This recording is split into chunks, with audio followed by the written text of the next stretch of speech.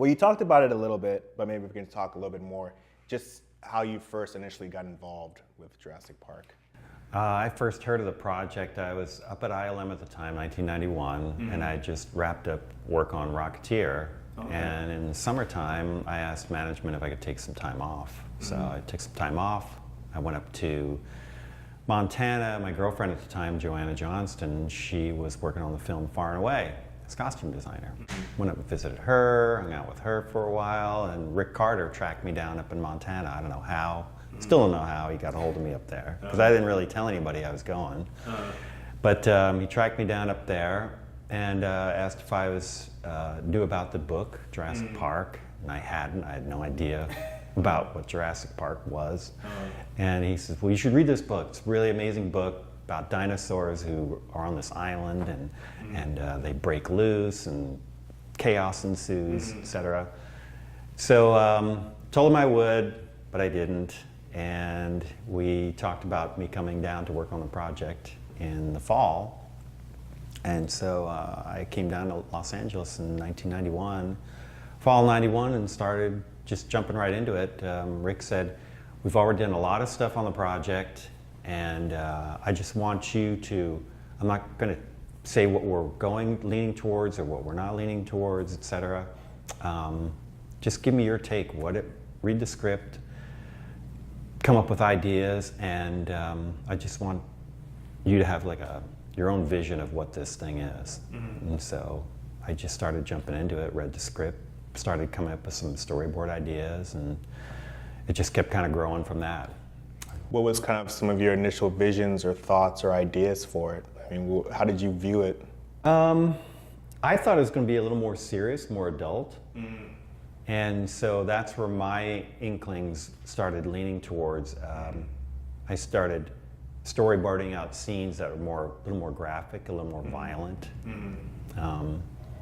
And then I bounced around. If I wasn't storyboarding, I was also starting to come up with ideas on what the vehicles could be in the park. You know, I started thinking about, if this is a theme park, what would the entry gate look like? What would the vehicles that they're going to be in, what are they going to look like? You know, they're not going to be driving these things themselves. Are they going to be on rails? You know, just going through like a logistics pass in my head. And then start to come up with sketches of different vehicle types.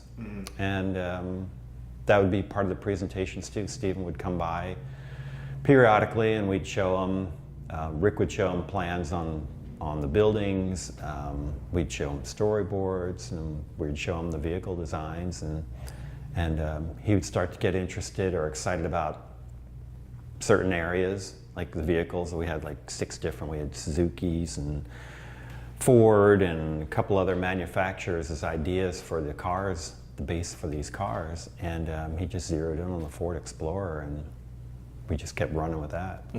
Was there any issues at that point with licensing in terms of getting permission to use it, or did you guys already have an idea you would be able to? No, we just, you know, at that stage, it's so early on in the concept phase, you just come up with ideas that you think would work and you think make sense. And so that was it. You know, we figured you come up with these things, and a whole different department, the legal department's going to handle what can and can't be used, and if things can't get used, they'll come back to us and say, you have to come up with a generic vehicle. But they didn't.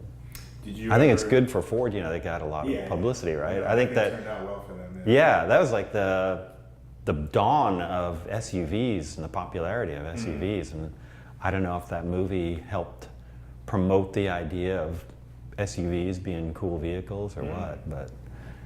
Did you take any inspiration from like any actual theme parks or zoos or anything like that for any of the designs? I mean, what kind of stuff inspired some of your ideas? I think because the type of stuff like I worked with on Rick on Back to the Future 2 was very graphically driven. And I've always been a fan of real like cutting edge graphics, or graphics that are more of like an underground rave scene or music scene, album covers, etc.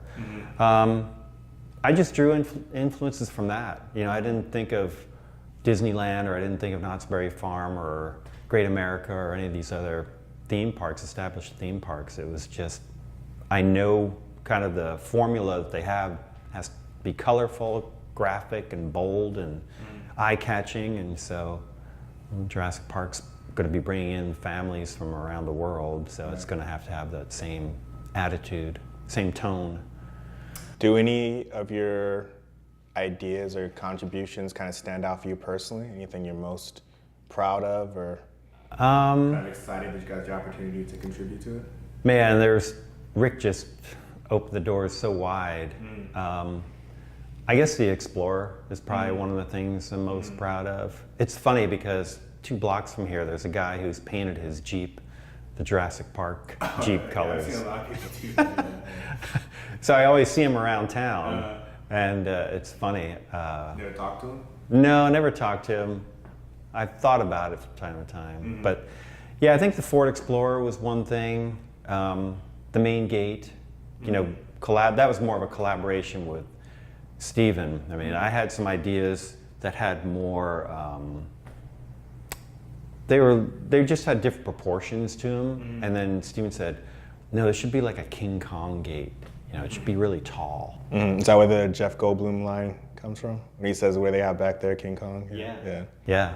So really it was his idea of taking it more vertically. And then I sketched up some ideas around that, and he goes, yeah. What was he like, Spielberg like? Super collaborative guy. I mean, he was so open. It was really a great experience because I never felt like he was saying it's this way and it has to be this way. If you had an idea that he liked, he would run with it. He actually told me at one point, he goes, some of my best ideas are other people's.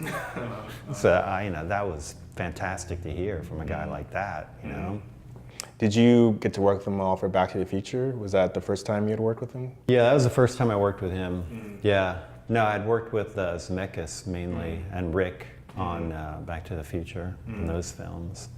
But yeah, getting to work with Steven, it was intimidating at first, right? When he sits down across the table from you. And, but we kind of, I don't know, there's some kind of chemistry that came together, and it worked out great for me with him. I mean, how do you kind of compare that experience of Jurassic Park? Because you've gotten to work with big companies like Nike, and you got to work on other big films, prior to that and then after that. How did Jurassic Park kind of compare? What made it different, or what kind of stands out from that experience versus everything else you got to do? I think it's just the friendship. There was so much, a lot of the people who had worked with Steven before were working with him again. He likes to work with people he's worked with in the past. And my getting to work with Rick was such a great experience for me on Back to the Future 2 and 3 that, he really changed my life. I named my son Carter. Oh, wow, really? Yeah, after Rick Carter. So you guys still pretty close today? Yeah, we stay in contact pretty regularly. And so I think it was just, everybody was so nice and so open, didn't feel like there was any big egos on the project. It was very open and collaborative, What was the experience, because you worked on Jurassic World, what was that experience like compared to Jurassic Park? Working on Jurassic World was just a real different experience because the tools had changed. Everything went. On Jurassic Park, I'm working with markers and pencils and pens and whatever. And Jurassic Park, I'm working with digital medium more. And the time limitations were different. Like on first Jurassic, I went down to LA and worked on it for 2 years. And then in this, I'm working out of my studio, and it was just like a brief period of time, like 2, 3, 4 weeks at most. So it was different in that way. Still, the same process for me was the same. They gave me a script to read and let me come up with ideas. They said specifically we need ideas for the visitor center, what the entry to the park is, that type of thing. So I focused on those few things, and that was it. Was there kind of a thought process? I mean, I know that the idea was that it was Jurassic World, the park itself was supposed to be a bigger, it's supposed to be Disney World versus Disneyland, a bigger destination, more modern or flashier for supposed to be kids of that, of 2015 compared to kids of 1993. I mean, was that kind of some of the notes you had, or kind of the thoughts going into it, making it more modern? Or? Yeah, making it more modern. Again, they had already done some things already, and Rick said, just come up with your what your vision is, and we'll see what comes out of it. And funny enough, some of the fans of the films have sent me emails. They go, "Oh, I wish they would have done your designs for the visitor center rather than the one that was in the film." So that makes you feel good. How is sort of your relationship with the fans? I mean, do you hear from them often, or do you kind of ever go to an event? Every once in a while, you know, somebody will write something, ask for a drawing, or ask for, you know, what this experience was or that experience. But it's, you know, hit and miss, off and on. Yeah. I mean, looking back now, 25 years later, what's kind of your biggest takeaway from working on the film, or from that period of time?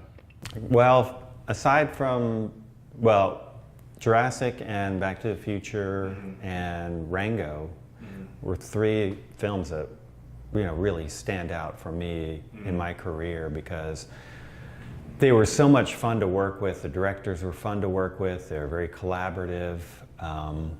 And the first two, like Jurassic and Back to the Future, those really changed my lives. I mean, we wouldn't be sitting here 25 years later if Rick wasn't so generous with allowing me to come onto his films and you know, contribute the way I was able to contribute. Right. So he saw something in me that resonated with him and with the directors that he's worked with. So he made such a huge impact on my life. Was that, I mean, I know you got to do the storyboards for Jurassic Park and then do some of the designs. I mean, was that pretty common at that time to do both like that? To get the opportunity to do both? I'm trying to think.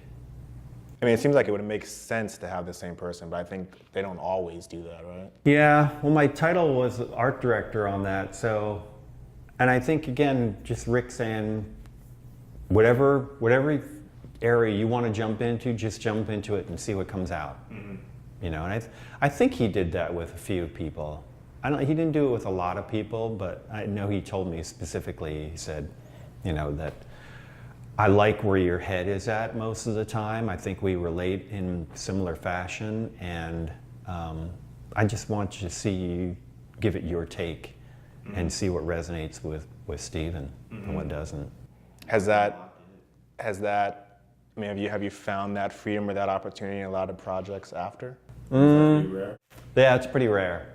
Yeah, that's why those three projects really stand out the most. I mean, with Rango, working with Gore Verbinski was great. He had such a clear vision of what he wanted, but working with Crash McCreary, you know, he was the art director on that show, production designer, and, you know, he kind of left the door open pretty wide for me as well. So it was fun collaborating with him, you know, and getting to work with him again after so many years, worked together on Jurassic Park, and then to circle back, you know, to 2008, we started working together on Rango. So that was fun. Is animation with something like Rango completely different? Is that a lot different for you? Not for me. Not the process is pretty similar. You know, read the script, start getting ideas, try to get into the director's head of where they're at, where they want to go with the tone of the film, and just start coming up with.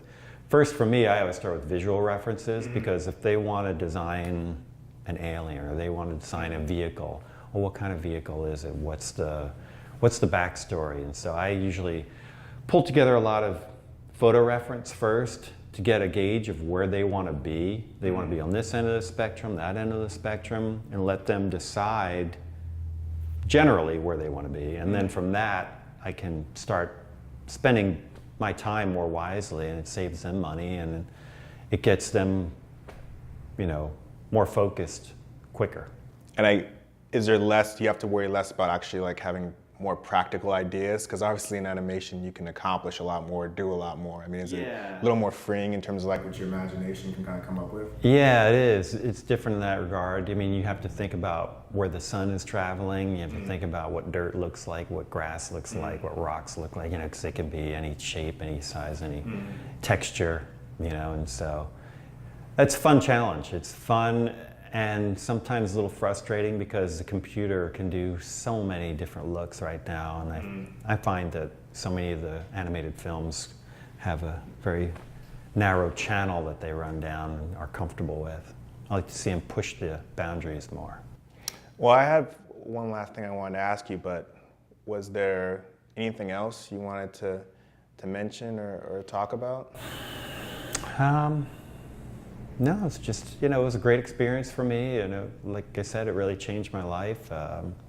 It was fun having that bridge between working at ILM and then working on Jurassic, being in the room when Spielberg first saw the CG animation that Dennis and Spaz and Mark DePay were coming up with up at ILM, and being in that room, Stan Winston was there, Phil Tippett, and to have that gut reaction from everybody, it's like, oh my God, everything has completely changed. Mm-hmm. That was an amazing experience to be. I see it vividly right now in my head. Well, I mean, working on the project for so long and coming up with the storyboards and all those designs, when you actually saw the final film, I mean, how did that kind of compare to the way you had envisioned it? Or I know you talked about you saw it being a little darker, more adult, right? Yeah. But just in terms of like the visuals and seeing the final product, I mean, what was that like? Well, that whole more adult, more darker vision that I had, quickly got substituted, and so you let go of it. There's still elements of it, like when those kids are being threatened by the T-Rex in that night scene. Mm-hmm. There is a big moment in there early on in the storyboards where the adults just sit there and watch this event take place, and I'm thinking, I wasn't even a father in there, but I'm thinking, if I see these kids in peril, I'm going to do something. I'm going to find some way to distract this beast from attacking these kids. And so I thought, well, maybe there's a flare in the car, or a flashlight or something to distract them away. And so that was the idea of, Gennaro gets out, or not Gennaro, Malcolm. Grant gets out, yeah. Yeah. Grant gets out. Grant gets out. And then Malcolm gets out. Yeah. Runs and gets him to chase. Yeah. And So leads him to Gennaro. Exactly. Yeah. So it was having that flare idea that really switched around that whole sequence, I think, because that wasn't there. That played into the idea of the T-Rex only seeing movement, or that kind of played into that whole idea. Yeah. But some of those angles, those camera angles where the T-Rex is, the kids have the clear bubble on top of them, and the T-Rex is, trying to get through the bubble. Those were directly off the storyboard. So when you're sitting in the theater and you go, wow, they filmed it just the way it was drawn on that little pencil sketch, that's pretty remarkable.